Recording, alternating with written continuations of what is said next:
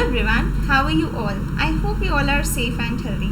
So today we are going to cover up Essay 610, which is using the work of internal auditor. If you are new to this channel, I have uploaded a lot of essays till date. You can refer to them in the playlist. I've given the link of the playlist in the description box below. Also the link of notes has been provided in the description box below.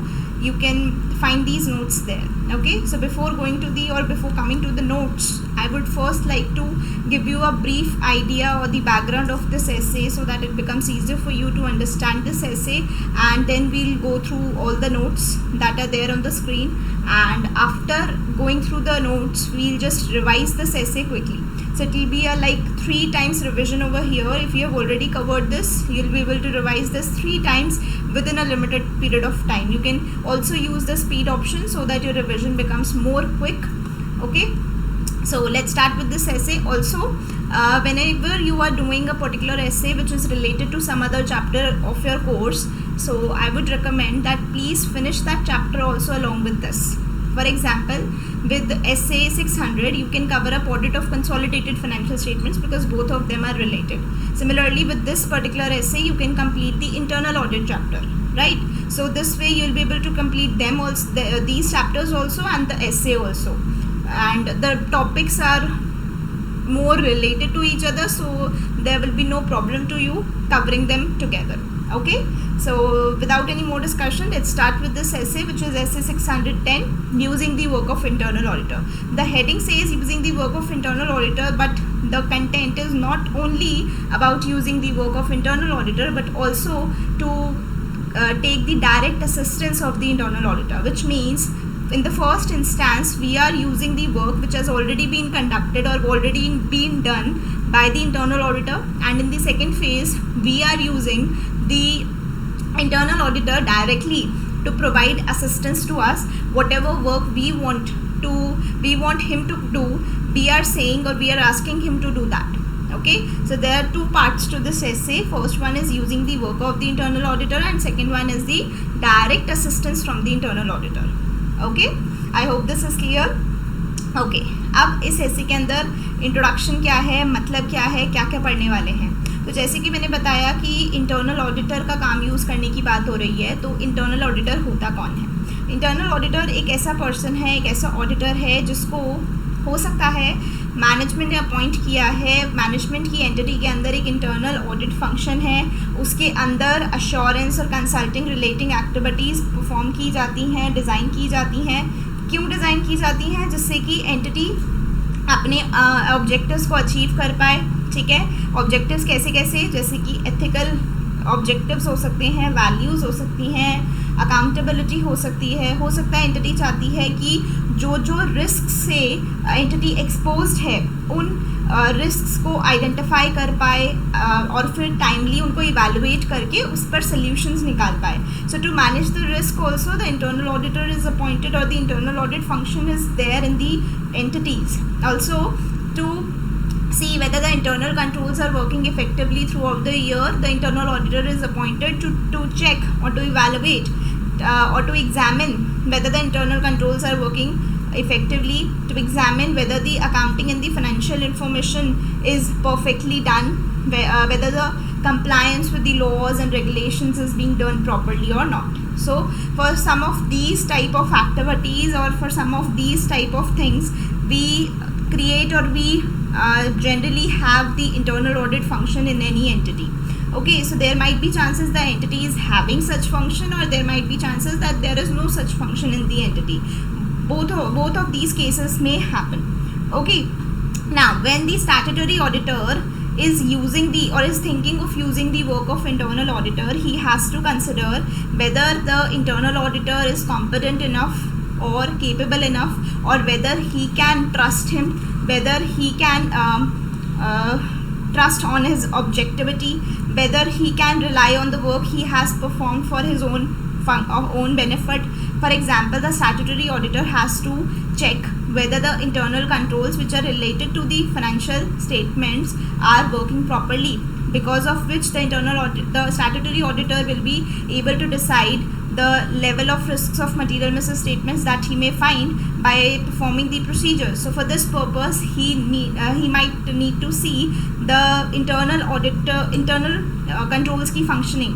Okay, so for this purpose, the statutory auditor might think of using the work of internal auditor, because the internal auditor is already checking the internal controls, its effectiveness. So that is why in this particular case, the statutory auditor might think of using the work of internal auditor.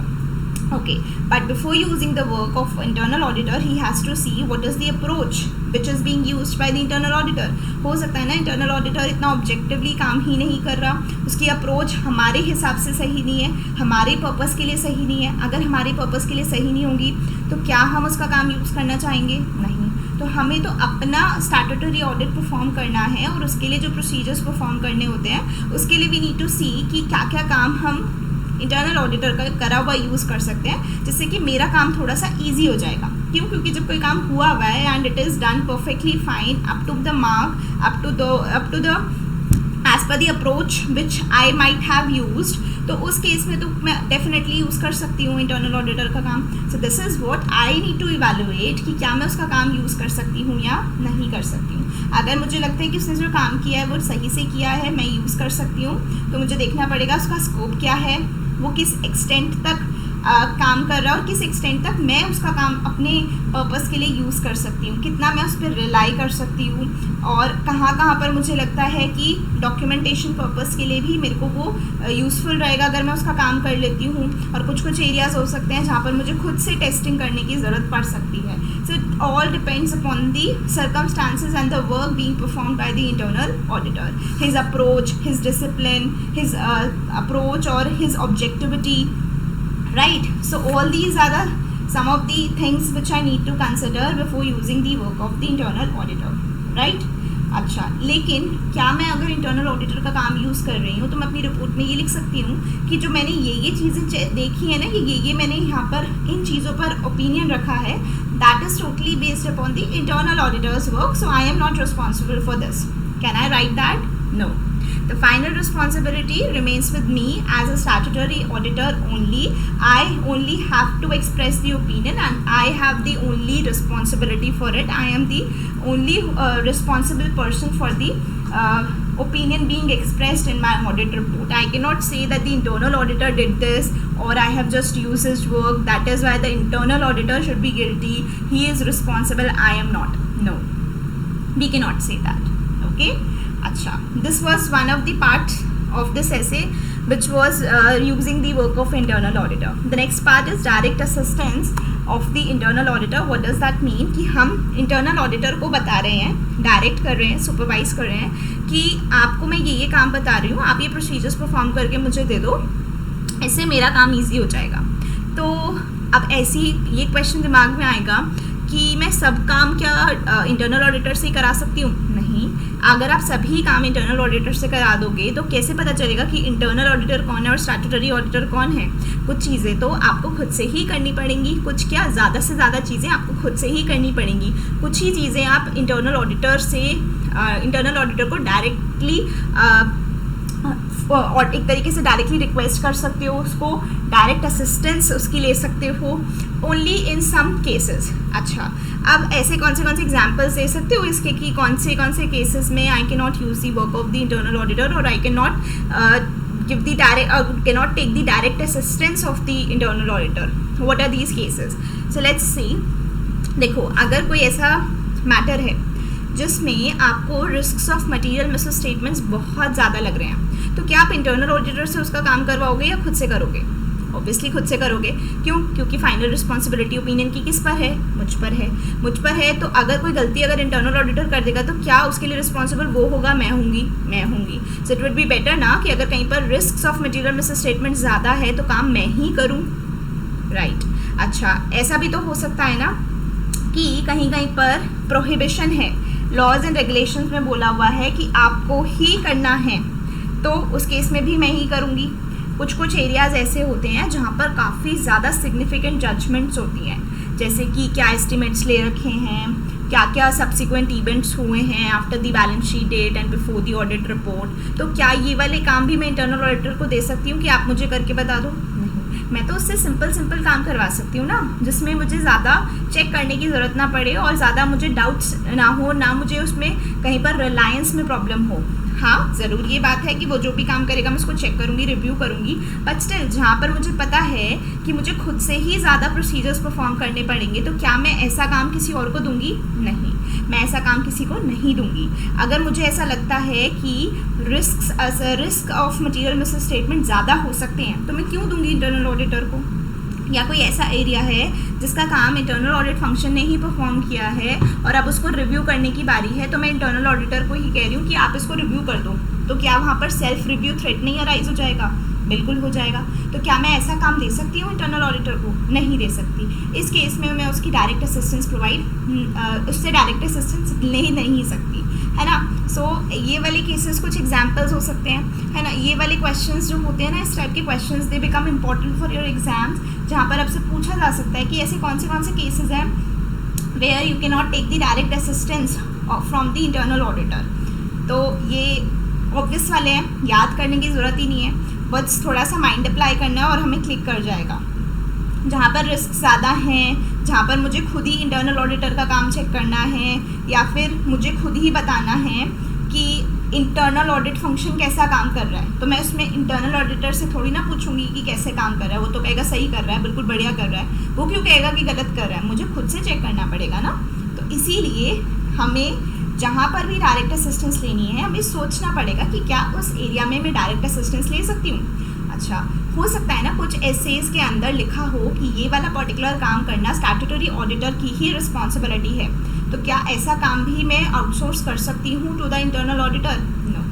क्यों? क्योंकि जब ऐसे में लिखा है कि मुझे being a statutory auditor ये काम करना है, तो मैं किसी से कैसे हेल्प ले सकती हूँ? ठीक है। सो फॉर एग्जाम्पल, इसके लिए मैं एग्जाम्पल दे सकती हूँ। आपको एक्सटर्नल कन्फर्मेशंस लेनी है, एक्सटर्नल कन्फर्मेशंस लेनी है, तो क्या इसके लिए आप इंटरनल ऑडिटर से डायरेक्ट असिस्टेंस ले सकते हो?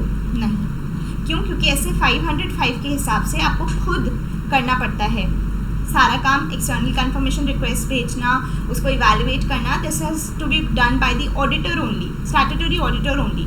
लेकिन अगर मैं कहूँ कि एक्सटर्नल कन्फर्मेशंस 12 महीने की, हमारा जो टेन्योर था वो 12 महीने था, उसमें से कुछ external conformations let's say for 1 month और 2 months the internal auditor has already taken, उस केस में क्या मैं उस इंटरनल ऑडिटर के काम को जो उसने ऑलरेडी कर रखा है, मैंने उसको नहीं कहा, उसने ऑलरेडी कर रखा है, तो क्या मैं उसका काम यूज़ कर सकती हूँ? It depends. मैं देखूंगी उसने किस तरीके से एक्सटर्नल कन्फर्मेशंस को लिया है, किस तरीके से उनका इवैल्यूएशन किया है। तो even if he has already evaluated it, I might see the external confirmations, his approach and evaluate myself, this is possible। या फिर मैं डायरेक्टली उस पर रिलाई भी कर सकती हूँ 1-2 महीने के लिए, अगर मैं बाकियों के लिए खुद से प्रोसीजर्स अप्लाई कर रही हूँ। सो मैं उसको डायरेक्ट असिस्टेंस देने के लिए नहीं बोल सकती कि मेरे लिए एक्सटर्नल कन्फर्मेशंस लेकर आओ, रिक्वेस्ट करो, इवैल्यूएट करो, ऐसा मैं उसको नहीं कह सकती। क्यों? क्योंकि ऐसे 505 के हिसाब से मुझे ये काम करना है। लेकिन अगर उसने ऑलरेडी कर रखा है तो मैं उससे जस्ट उसका काम यूज़ कर सकती हूँ अगर मुझे रेलेवेंट लगता है तो, सिर्फ और सिर्फ तो, अदरवाइज़ नहीं। ऐसा कुछ नहीं कि उसने कर लिया तो मैं दोबारा नहीं कर सकती, मैं ऑब्वियसली दोबारा कर सकती हूँ। कुछ एरियाज़ होते हैं जो दोनों का ही काम कॉमन होता है, जहाँ पे दोनों का काम कॉमन होता है, तो मैं एज अ स्टैट्यूटरी ऑडिटर अपना बर्डन कम करने के लिए उसका काम यूज़ कर सकती हूँ। ठीक है। तो ये हमारा थोड़ा ब्रीफ आइडिया था about this essay. I hope आपको एक ब्रीफ आइडिया लग गया होगा कि इस एसे के अंदर हम क्या पढ़ने वाले हैं। अब हम इस एसे को नोट्स के थ्रू कवर करेंगे 1 by 1। Okay. The first topic is meaning of internal audit function. So internal audit function is a function that performs assurance and consulting activities. Accounting provide auditing services हैं क्या ये? नहीं, सिर्फ और सिर्फ assurance देता है, कंसल्टिंग देता है, उससे रिलेटेड जो एक्टिविटीज़ हैं with data, those are performed by the internal audit function. इसलिए which are designed to evaluate and improve the effectiveness of entity governance, risk management, internal control activities.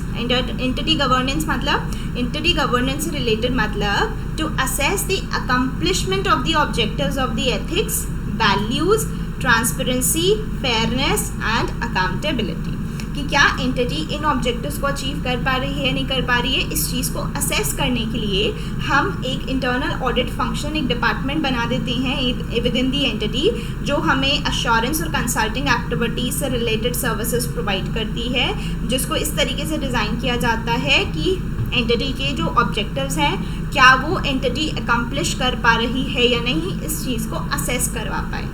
Okay, second is risk management, to assist the entity in identifying and evaluating the significant exposures to risks।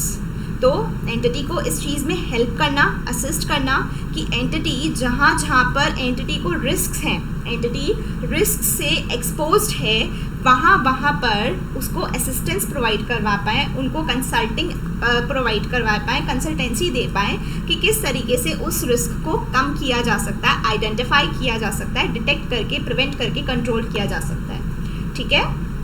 Also internal control activities, internal controls को evaluate करना कि सही से काम कर रहे हैं नहीं कर रहे हैं। To examine the accounting and financial information, कि सही से हो रहा है नहीं हो रहा, अकाउंटिंग सही से की जा रही है नहीं की जा रही है, फाइनेंशियल इन्फॉर्मेशन सही से रिपोर्ट्स वगैरह बन रही है या नहीं, ऐसा तो नहीं है डेटा गलत जा रहा है, प्रोसेसिंग गलत हो रही है। So this will all be evaluated और examined by the internal audit function. To ensure the compliance with the laws and regulations, to review the operating activities. This is all what is done by the internal audit function. Okay, यहाँ तक clear है? Okay. Now this is one of the important topics, using the work of internal auditor. आप क्या कर रहे हो? Internal auditor का काम use कर रहे हो। So the statutory auditor may use, चाहे तो use कर सकते, compulsion नहीं है, may use the work of internal auditor as many working areas of both the audits are common। तो जहाँ पर common होगा वही यूज़ करेगा, अलग से कोई काम है तो वो उस केस में ऑब्वियसली बात है, जब इंटरनल ऑडिटर ने किया ही नहीं होगा तो हम उसका काम यूज़ कैसे करेंगे। तो जो एरियाज कॉमन है उस केस में स्टैट्यूटरी ऑडिटर इंटरनल ऑडिटर का काम यूज़ करना चाहता है तो कर सकता है। However, before deciding whether to use the work of internal auditor, the statutory auditor needs to perform certain procedures. First of all, he has to determine whether, in which area and to what extent the work of internal auditor can be used। क्या मैं internal auditor का काम use कर सकती हूँ नहीं कर सकती हूँ? First of all I have to determine this. Then चलो अगर मैं कर सकती हूँ तो कौन से एरियाज़ में मैं उसका काम यूज़ कर सकती हूँ। हो सकता है ना उसने तो बहुत सारे काम किए हूँ, मैं किस पर्टिकुलर एरिया में उसका काम यूज़ कर सकती हूँ और किस एक्सटेंट तक मुझे उसका काम यूज़ करना चाहिए। This is what I need to determine by performing the procedures. For this purpose, the statutory auditor shall evaluate the objectivity of the internal auditor, the level of competency of the internal auditor and the approach which is being used by the internal auditor। So कैसे आप ये चीज़ determine करोगे कि क्या करना चाहिए उसका काम यूज़ या नहीं, किस एरिया में करना चाहिए, किस एक्सटेंट तक करना चाहिए, इस चीज़ को कैसे डिटर्मिन करोगे? इस चीज़ को आप डिटर्मिन करोगे by evaluating his objectivity, his level of competency and his approach which is being used to do the tasks, to do the work। Okay, so the objectivity, competency and the approach, this is very important topic। So for this we are going to do it in detail also कि वो कितना competent है, वो कितना disciplined है। ठीक है। So if the statutory auditor is of the opinion that the internal auditor performs with objectivity, competent in performing the work and used systematic and disciplined approach, ये keywords हैं, ये आपको याद रखना है because this can be your main answer for any of the questions which is being asked from this particular essay। objectivity से काम किया है या नहीं, he was competent, he was systematic and disciplined in his approach। okay, अगर ऐसा किया है उसने तो स्टैट्यूटरी ऑडिटर डिसाइड कर सकता है कि वो उसका काम यूज़ करना चाहता है। Evaluate the scope of internal auditor and the extent to which the internal auditor would, so as to determine the nature and extent of work to be used and the degree of reliance that can be placed। आपको decide करना पड़ेगा किस extent तक कौन सा वाले काम आप उसका यूज़ कर सकते हो एंड कितना रिलायंस आप उस पर प्लेस कर सकते हो जो उसने काम किया है। हो सकता है ना उसने बहुत सारे काम किया, उसमें से आपने कुछ सिलेक्ट किए, उसमें से भी आपने कुछ काम को यूज़ किया है, बट उस पर भी आपको देखना पड़ेगा कि ठीक है, अब मुझे इस काम को 100% चेक नहीं करना, बट हाँ हो सकता है ना मुझे 10-20% उसको चेक करना पड़ जाए, रिव्यू करना पड़ जाए। क्यों? क्योंकि फाइनल रिस्पॉन्सिबिलिटी तो मेरे ऊपर है, तो मुझे देखना तो पड़ेगा, रिव्यू तो करना पड़ेगा उसके काम को। मैं आँख बंद करके भरोसा नहीं कर सकती उसने सब कुछ सही किया होगा, right? So if the statutory auditor decides to use the work of internal auditor, he is required to make the appropriate documentation, ensure the appropriate testing of the area of reliance. So this is obvious सी बात है कि अगर मैं internal auditor का काम use कर रही हूँ तो मुझे डॉक्यूमेंटेशन तो करना पड़ेगा ना। ऑब्वियस सी बात है, डॉक्यूमेंटेशन तो हर चीज़ का वैसे भी करना होता है, तो ये तो बहुत इंपॉर्टेंट चीज़ है। मैं किसी और के काम पर रिलाई कर रही हूँ, अगर मैं किसी पर रिलाई कर रही हूँ तो कितना रिलायंस रखना है, उसके लिए मुझे डिटर्मिन करना पड़ेगा कि मैं अप्रोप्रिएट कितनी टेस्टिंग कर पाऊँगी जो कि अप्रोप्रिएट हो। So for that I need to ensure कि अप्रोप्रिएट टेस्टिंग हो जिससे कि रिलायंस प्लेस कर पाऊँ। ऑल्सो मुझे डॉक्यूमेंटेशन करना पड़ेगा इस चीज़ का कि मैंने इस बंदे के काम को यूज़ किया है, which is being reviewed by so and so person. Okay, next, examples of areas where the statutory auditor can rely on the work of internal auditor. जब ऑलरेडी इंटरनल ऑडिटर ने ये सब काम कर लिए हैं तो उस केस में मैं स्टैट्यूटरी ऑडिटर कितना रिलाई, या मैं चाहूँ तो उसके काम पर रिलाई कर सकती हूँ अगर उसने ये काम किया हुआ है, but provided I my self do some review work, do some testing so as to make sure that I can place the reliance on his work. So I should verify agar the internal auditor has already done the verification of the trade receivables, the fixed assets of the inventories. He might have not done it for the 12-month period. He might have just done it for 1 or 2 months, or maybe for 6 months, maybe for 7 months. But I have to give the reporting, or I have to form an opinion based upon the whole year debtors, fixed assets and inventory. So for this purpose, what I need to do is, I can use the work for the limited period, and for the further period I can myself do those procedures and also review the work which has been done by the internal auditor to make sure that everything is perfectly fine. Okay, I should be able to get the reasonable assurance that yes, the work has been correctly done. I can rely on this or not. So verification of trade receivables external confirmations के through, fixed assets physical verification कर लिया है, inventory physical verification हो चुकी है. So on this I might rely on the work of internal auditor. But हाँ, इस चीज़ के लिए मैं उससे डायरेक्ट असिस्टेंस नहीं ले सकती. क्यों? क्योंकि ये काम तो मुझे खुद ही करना पड़ता है. एक्सटर्नल कन्फर्मेशंस 505, इन्वेंट्री 501 है ना. Okay. Important note: the final responsibility for the opinion expressed in the audit report is of the statutory auditor. Statutory auditor cannot say that this was done by the internal auditor. I have just relied on his work, so I am not responsible for this work. No, you cannot say that. Okay. Next is also important, using the direct assistance of the internal auditor. Now you are using the internal auditor to do what you want him to do. Okay, so you are using his direct assistance. आप अपने ही काम के लिए उसके लिए उसको बोल रहे हो ऐसा करो, ऐसा करो, वैसा करो, राइट. सो कब कब कर सकते हो, करना चाहिए, नहीं करना चाहिए, किस एक्सटेंट तक करना चाहिए, that is what we are going to study in this. The direct assistance from the internal auditor can be taken if not prohibited by law or regulation. Law or regulation के हिसाब से if it is prohibited, no, the statutory auditor only has to do this. He cannot take help from anybody else. So in that case, can you take the direct assistance from the internal auditor? No, you cannot. Next one is no significant threats as to objectivity of the internal auditor. कोई भी अगर आपको doubt होता है कि उसकी objectivity को threats हैं, आप वहाँ पर उससे असिस्टेंस नहीं ले सकते. ओके, जहाँ आपको लगता है वो बायस हो सकता है, उसकी जो स्टैंडर्ड उसको फॉलो करने चाहिए, जो बिहेवियर उसका होना चाहिए, वो किसी और कुछ इन्फ्लुएंस, कोई बायसनेस उस चीज़ को ओवरराइड कर सकती है. तो in that particular case you can not take the direct assistance from the internal auditor. Internal auditor is sufficiently competent and capable to perform. Otherwise obviously बात है, अगर वो केपेबल ही नहीं है, कॉम्पिटेंट ही नहीं है, तो जो काम आपको जिस तरीके से करना चाहिए था, जिस लेवल के लेवल से करना चाहिए था, आप उस लेवल पर आप नहीं कर पाओगे. So definitely you can not use the work of internal auditor in that case. So what are the things, what are the cases when you cannot use the work of internal auditor, not take the direct assistance from the internal auditor? First one, if it is prohibited by the laws or regulations. Second one was if he is not sufficiently competent or capable to perform that. And third one was you have identified some significant threats as to his objectivity being an internal auditor. Okay, clear till here? Okay. Second one is you have to determine the nature and extent of the work on which the direct assistance can be taken. आपको देखना पड़ेगा कौन से काम पर और किस extent तक हम डायरेक्ट असिस्टेंस ले सकते हैं.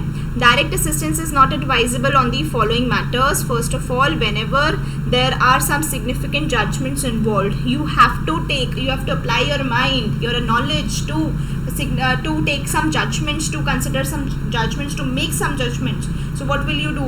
You will give the work to the internal auditor? No, you will not. You will do it yourself. Why? Because आपको फिर से करना पड़ेगा अगर उसने कर भी दिया तो, क्योंकि आप वहाँ पे श्योर हो सकते हो कि जो जजमेंट्स उसने ली हैं दैट आर करेक्ट नहीं ना.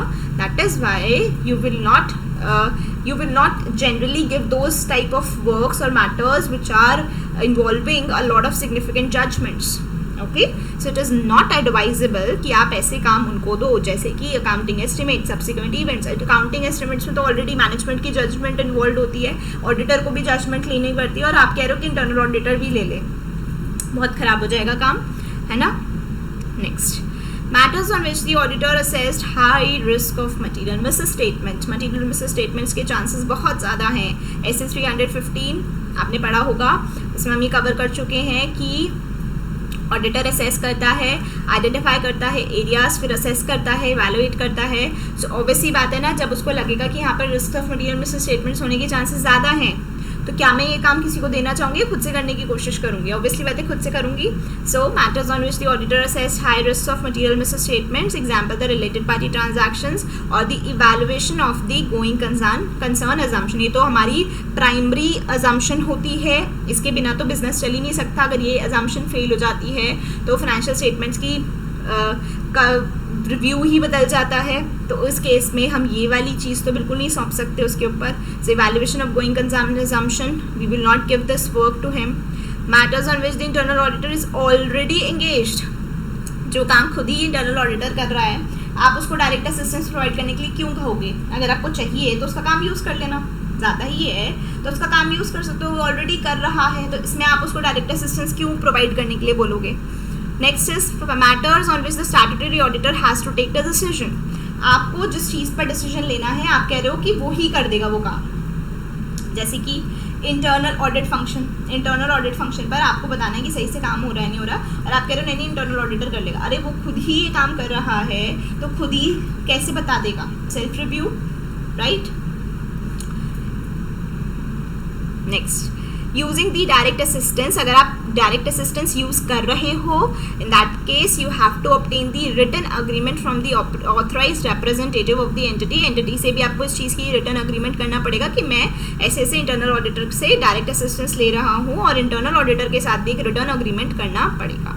आपको क्वालिटी कंट्रोल मेजर्स ऐसे 220 के हिसाब से एक्सरसाइज करने पड़ेंगे. For example, you will have to give the direction, supervision and review the work of internal auditor. By because the final responsibility is on you. आपको मेक श्योर करना है कि काम वैसा ही हो जैसा आप खुद करते. So in that case you have to give him direction, supervision and review. आप अपना काम ईजी करने के लिए उसको काम दे रहे हो ना, तो आपको दिखना पड़ेगा कि वो वैसे ही काम करे जैसा आप चाहते हो. सो डायरेक्ट असिस्टेंस ले रहे हो तो you will have to obtain the written agreement from both the authorised representative of the entity and the internal auditor, and also you will have to exercise the quality control measures, जैसे कि आपको direction देना पड़ेगा, supervision देना पड़ेगा, review करना पड़ेगा the work of internal auditor. Okay, next important topic. What are the factors affecting the objectivity, competency and the approach of the internal auditor?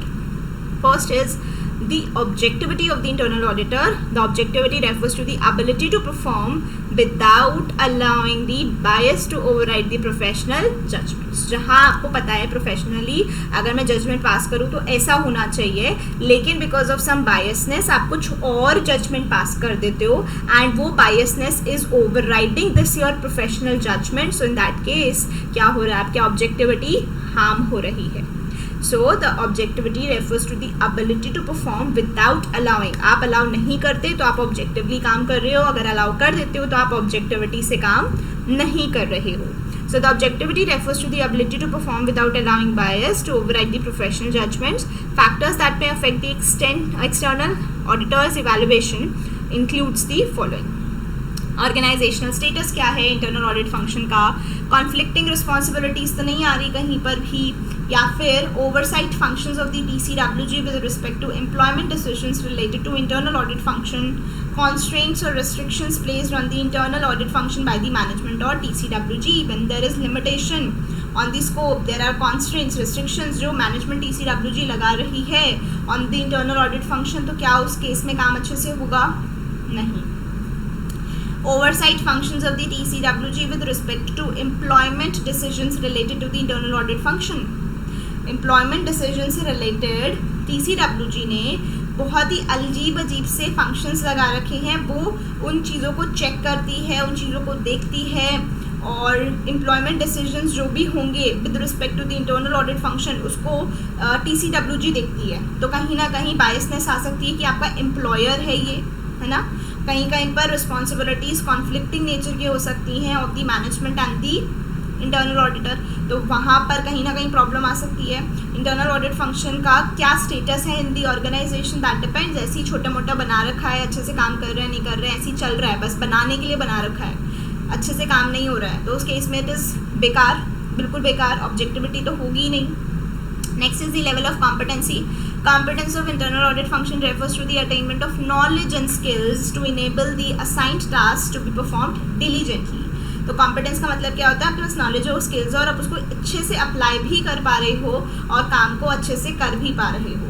Factors which में affect the external auditors determination में include the following. Policies क्या क्या हैं higher करने के लिए, train करने के लिए, असाइन करने के लिए. जो भी internal auditors internal audit function में काम कर रहे हैं वो किस तरीके से अपॉइंट किए जाते हैं, क्या क्या चीज़ें चेक की जाती हैं, असेस की जाती हैं, कि कैपेबिलिटीज़ कैसे देखी जाती हैं, ठीक है, क्या क्या ट्रेनिंग उनको प्रोवाइड किया जाता है, किस तरीके से हायर हो रहे हैं, किस तरीके से काम असाइन किया जाता है, क्या उनको पता भी है कि क्या क्या एप्लीकेबल FRFs हैं जो हमारी एंटिटी को लग रहे हैं, फाइनेंशियल रिपोर्टिंग किस तरीके से होनी चाहिए. अगर ये नहीं पता होगा तो अकाउंटिंग और फाइनेंशियल इन्फॉर्मेशन को कैसे एग्जामिन करेंगे, है ना. सो हमें देखना पड़ेगा, हमें और भी चीज़ें देखनी पड़ सकती हैं. अगर वो कि ऐसे ही है इंटरनल ऑडिटर CA नहीं है, ऐसी कोई भी बंदा है जिसको बस थोड़ी बहुत नॉलेज है, तो क्या हम उसके काम पर रिलाई कर पाएंगे? क्या हम मानेंगे वो कॉम्पिटेंट है? नहीं. सो इसीलिए हमें सबसे पहले चेक करना पड़ेगा क्या उसके पास रिक्विजिट नॉलेज है, स्किल्स है या नहीं. So that is why these are some of the factors. हम देखेंगे पॉलिसीज़ किस टाइप की हैं, किस तरीके से ट्रेनिंग दे रहे हैं, हायर कैसे करते हैं, किस तरीके से उनको चेक किया जाता है, इवैल्यूएट किया जाता है कि कितने प्रोफिशिएंट हैं, क्या उनको नॉलेज भी है इस बात की कि क्या क्या एप्लीकेबल FRFs हैं, फाइनेंशियल रिपोर्टिंग अप्लाई हो रही है टू दी एंटिटी, क्या उनको कौन सी प्रोफेशनल बॉडी की मेंबरशिप होल्ड कर रहे हैं, क्या अगर होल्ड भी कर रहे हैं तो क्या वो उन प्रोफेशनल स्टैंडर्ड्स को कंप्लाई भी कर रहे हैं या नहीं. So this is what the auditor will check to make sure that the internal auditor is competent. Third one is the systematic and disciplined approach. इनमें से अगर एक भी नहीं होगा तो ऑब्वियसली बात है इंटरनल ऑडिटर के काम पर या इंटरनल ऑडिटर को आप डायरेक्टली असिस्ट नहीं करवाओगे, है ना. तो ये वाले बहुत इंपॉर्टेंट पॉइंट्स हो जाते हैं. सिस्टमैटिक एंड डिसिप्लिन्ड अप्रोच, इसके लिए क्या क्या फैक्टर्स हैं जो ऑडिटर देखेगा कि क्या इंटरनल ऑडिटर अपने जो भी प्रोसीजर्स परफॉर्म कर रहा है उसको अच्छे से डॉक्यूमेंट कर रहा है नहीं कर रहा, और जो चीज़ वो कर रहा है उसी को डॉक्यूमेंट कर रहा है, या सब कुछ एवं डॉक्यूमेंटेशन कर रहा है और काम कुछ कर नहीं रहा, बस लिख दिया कि मैंने ये भी कर लिया, ये भी कर लिया, ये भी कर लिया. क्या वो अच्छे से ही उसको डॉक्यूमेंट कर रहा है या नहीं कर रहा है. क्या quality control procedures policies exist करती हैं for the internal audit function, क्या कंट्रोल्स उन पर लगाए हुए हैं, उनको किस तरीके के स्टैंडर्ड्स दे रखे हैं कि उनको मेक श्योर करना है कि ये क्वालिटी लेवल होना चाहिए within the organisation. So for that the auditor will check whether there exists any appropriate quality control policies or procedures for the internal audit function or not, whether there are correctly whether it is being correctly used by the internal auditor, the audit procedures to be documented, the existence, the adequacy of the internal audit procedure. So this is what the internal auditor has to evaluate. The external auditor has to evaluate to know whether he can rely on the work of internal auditor or whether he can take the direct assistance from the internal auditor. Okay, so this was the whole explanation about this essay, which is essay 610. I would suggest आप इसके साथ internal audit वाला chapter भी cover up कर लेना. It will be really helpful to you and आपका साथ साथ cover हो जाएगा, knowledge और enhance होगी. और अभी इस essay को करने के बाद, वीडियो सुनने के बाद, वीडियो देखने के बाद what you'll do is you'll just go through the notes once again and you'll just pick up your question bank questionnaire and do the questions of this essay. जैसे मैंने आपको पहले के एसेज में भी बताया था, आप इसको साथ साथ कर लोगे तो it will be really helpful to you and आपको पॉइंट्स याद भी होने लगेंगे. Okay, so let's quickly revise this essay in just 5-10 minutes. Okay, so इसमें हम क्या कर रहे हैं, इसमें हम इंटरनल ऑडिटर का काम यूज़ कर रहे हैं या फिर इंटरनल ऑडिटर से डायरेक्ट असिस्टेंस ले रहे हैं. इंटरनल ऑडिट फंक्शन का मतलब क्या होता है? तो इंटरनल ऑडिट फंक्शन का मतलब होता है वो फंक्शन जो परफॉर्म करता है अश्योरेंस और कंसल्टिंग एक्टिविटीज़ जो कि डिज़ाइंड होती है इस तरीके से कि एंटिटी को गवर्नेंस प्रोवाइड कर सके, रिस्क मैनेज कर सके और इंटरनल कंट्रोल एक्टिविटीज़ कर सके. और इस तरीके से उसको वैल्यूएट किया जाता है और इम्प्रूव करा जाता है एंटिटी की गवर्नेंस को, रिस्क मैनेजमेंट को और इंटरनल कंट्रोल एक्टिविटीज़ को. एंटिटी की गवर्नेंस मतलब to assess the accomplishment of the objectives of ethics, values, transparency, fairness and accountability. Risk management का मतलब to assist the entity in identifying and evaluating the significant exposures to the risks. Internal control activities का मतलब internal controls को evaluate करना, accounting and financial information को examine करना, compliance with laws and regulations को ensure करना और operating activities को review करना. अच्छा, स्टैट्यूटरी ऑडिटर चाहे तो इंटरनल ऑडिटर का काम यूज़ कर सकता है उन एरियाज़ में जो दोनों के लिए कॉमन है, लेकिन ये चीज़ डिसाइड करने से पहले कि उसका काम यूज़ करना चाहिए या नहीं करना चाहिए, किस एक्सटेंट तक करना चाहिए, कौन से एरियाज़ में करना चाहिए, स्टैट्यूटरी ऑडिटर को चेक कर लेना चाहिए, इवैल्यूएट कर लेना चाहिए इंटरनल ऑडिटर की ऑब्जेक्टिविटी, उसकी कॉम्पिटेंसी लेवल एंड उसकी अप्रोच. क्या वो सिस्टमैटिक और डिसिप्लिन है, क्या वो कॉम्पिटेंट है अपने काम करने में, क्या वो ऑब्जेक्टिविटी के साथ काम कर रहा है. अगर इंटरनल स्टैट्यूटरी ऑडिटर को लगता है इंटरनल ऑडिटर अच्छे से काम कर रहा है, उस केस में he might decide to use the work of the internal auditor which has already been performed by him. इस केस में चेक करना पड़ेगा कि इंटरनल ऑडिटर का स्कोप क्या है, एक्सटेंट क्या है, जिस एक्सटेंट तक इंटरनल ऑडिटर का काम यूज़ किया जा सकता है, कौन से एरियाज़ में यूज़ किया जा सकता है और कितना डिग्री ऑफ रिलायंस एक स्टैट्यूटरी ऑडिटर प्लेस कर सकता है ऑन दी इंटरनल ऑडिटर. अगर स्टैट्यूटरी ऑडिटर डिसाइड करता है कि मैं उसका काम यूज़ कर रहा हूँ तो उस केस में उसको क्या करना पड़ेगा, उसको अप्रोप्रिएट डॉक्यूमेंटेशन करना पड़ेगा और जहाँ पर भी ज़रूरत लगती है अप्रोप्रिएट टेस्टिंग करनी पड़ेगी जिससे कि वो मेक श्योर कर पाए कि हाँ इस एरिया में मैं उस पर रिलाई कर सकती हूँ या नहीं. एग्जाम्पल्स की बात बोले जहाँ पर हम इंटरनल ऑडिटर का काम यूज़ कर सकते हैं, किया हुआ काम यूज़ कर सकते हैं. For example trade receivers, external confirmations, fixed assets physical verification and the inventory physical verification. इस केस में डायरेक्ट असिस्टेंस प्रोवाइड करने के लिए नहीं बोल सकते, हाँ उसका काम यूज़ कर सकते हैं, but still final responsibility will for the opinion will always be there on the statutory auditor only. Okay, next topic is using the direct assistance of the internal auditor. इस केस में अगर laws regulations में मना नहीं है, कोई significant threats नहीं लगते इंटरनल ऑडिटर की ऑब्जेक्टिविटी पर, या फिर आपका जो इंटरनल ऑडिटर है वो सफिशिएंटली केपेबल है, इन तीनों ही केसेस में अगर ऐसा लगता है लॉ रेगुलेशन की प्रोहिबिशन नहीं है, significant threats of to objectivity नहीं है एंड वो सफिशिएंटली कॉम्पिटेंट भी है, तो उस केस में डायरेक्ट असिस्टेंस ली जा सकती है ऑफ द इंटरनल ऑडिटर. लेकिन अगर ऐसा इनमें से कुछ भी हुआ तो उस केस में आप डायरेक्ट असिस्टेंस नहीं ले सकते. आपको डिटर्मिन करना पड़ेगा क्या नेचर एंड एक्सटेंट रखना है एंड कितने कौन से काम पर हम उससे डायरेक्ट असिस्टेंस ले सकते हैं. लेकिन डायरेक्ट असिस्टेंस आप कुछ मैटर्स में नहीं लोगे, बिल्कुल एडवाइसेबल नहीं है. क्यों? क्योंकि वहाँ पर सिग्निफिकेंट जजमेंट्स इन्वॉल्व हैं, तो वो जजमेंट स्टैट्यूटरी ऑडिटर खुद से लेनी चाहिए. जहाँ पर high risk of material miss statements assess हुए हैं वहाँ पर बिल्कुल भी इंटरनल ऑडिटर को काम नहीं देना चाहिए. तीसरा, इंटरनल ऑडिटर ऑलरेडी वो काम कर रहा है तो उस केस में उससे डायरेक्ट असिस्टेंस लेने की ज़रूरत है ही नहीं. चौथा, जिस काम के लिए आपको स्टैट्यूटरी ऑडिटर को अपॉइंट किया आप सारा काम उसी से करवा रहे हो, तो आप खुद क्या कर रहे हो, स्टैट्यूटरी ऑडिटर को खुद भी करना पड़ेगा ना. तो जिस पर्टिकुलर मैटर के लिए उसको डिसीजन देना है हम वो काम भी उसी से करवा रहे हैं, दूसरे बंदे से करवा रहे हैं, विच इज़ नॉट राइट. अच्छा, अगर हम डायरेक्ट असिस्टेंस लेने के बारे में लेते हैं तो उस केस में हमें रिटर्न एग्रीमेंट करना पड़ता है दो लोगों के साथ, एंटिटी के ऑथराइज्ड रिप्रेजेंटेटिव के साथ और दूसरा इंटरनल ऑडिटर के साथ. हमें क्वालिटी कंट्रोल मेजर्स एक्सरसाइज करने होते हैं जिससे कि हम डायरेक्शन दें, सुपरविजन करें एंड रिव्यू करें इंटरनल ऑडिटर के काम को। फैक्टर्स क्या क्या होते हैं जो ऑब्जेक्टिविटी, कॉम्पिटेंसी एंड अप्रोच को अफेक्ट करते हैं? तो ऑब्जेक्टिविटी की बात करें तो ऑब्जेक्टिविटी का मतलब होता है the ability to perform without allowing the bias to override the professional judgements. कौन से फैक्टर्स हो सकते हैं? Organisational status of the internal audit function. Second is conflicting responsibilities. Third is oversight functions of the TCWG with respect to employment and employment decisions related to the internal audit function. Fourth one is the constraints or restrictions placed on the internal audit function by the management or TCWG. Level of competency की बात करें तो उसका मतलब होता है attainment of knowledge and skills to enable the assigned task to be performed diligently. इसके लिए क्या क्या फैक्टर्स हैं? The policies for hiring, training and assigning of the internal auditors to internal audit engagements, adequate training, technical training, proficiency in auditing of the internal auditors, the knowledge of internal auditors with respect to entities, financial reporting and the applicable FRF, the membership of the relevant professional bodies that oblige the internal auditor to comply with the relevant professional standards.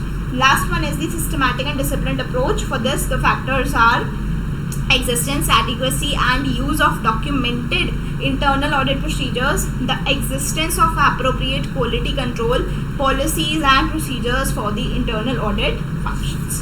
So हमने quickly पूरा का पूरा ऐसे revise कर लिया है।